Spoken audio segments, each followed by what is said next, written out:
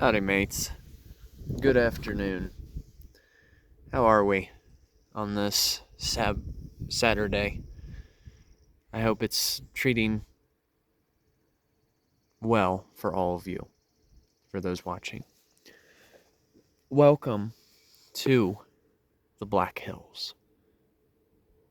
We're specifically in Custer State Park, which is part of the Black Hills, a geologic region in western South Dakota, often described as an island among the plains surrounding us. Much of the rock that is found here, right beside me, is primarily granite. And so, of course, you know that you can't take this view for granted. Hey, I had to throw it in there, of course. But granite is mostly made up of quartz, feldspar, muscovite, and even biotite. So that's how it has that combination of different colors between the red, white, black, and even a little bit of that gray.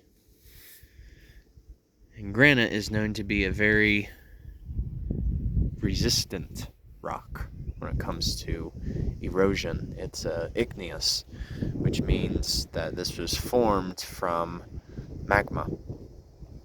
Oh yeah, for those of you who don't know the difference between magma and lava, is lava is when it has already come up from the ground. It's exposed. Whereas magma, on the other hand, is still underground. And it hasn't went above the surface yet. So way back, dating clear to the Precambrian period, is when much of this granite formed. And so this is billions of years old. Wow, I shouldn't say billions, a couple of billion years old.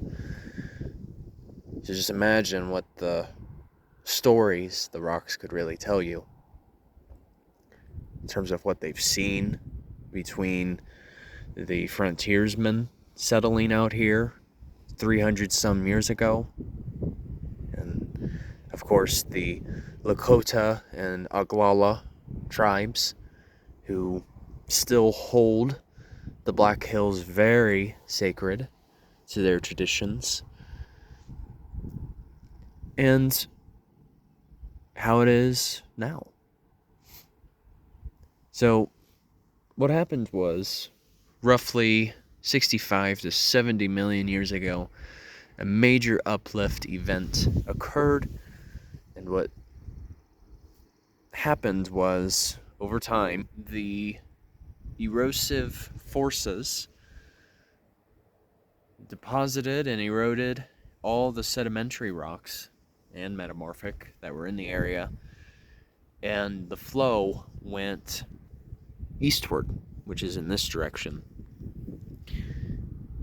And this actually goes in hand with the very most recent site that I visited. Much of those sediments that were here now make up what is known as the Badlands National Park. And so to just follow the geologic story of this region, it's thrilling. Figured I'd give you a little view here. So actually, not too far away is Sylvan Lake, which is a very well-known site at Custer State Park. And of course, it's named after George Custer, who was a very humble general. Haha, just kidding. And it is essentially named after him. And of course, Mount Rushmore is noted to be in the Black Hills.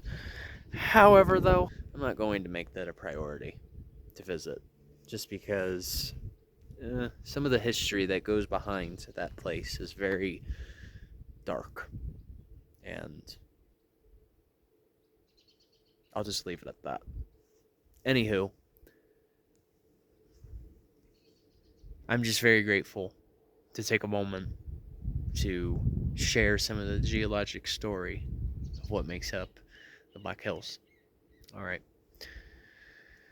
Take care, you guys. See ya.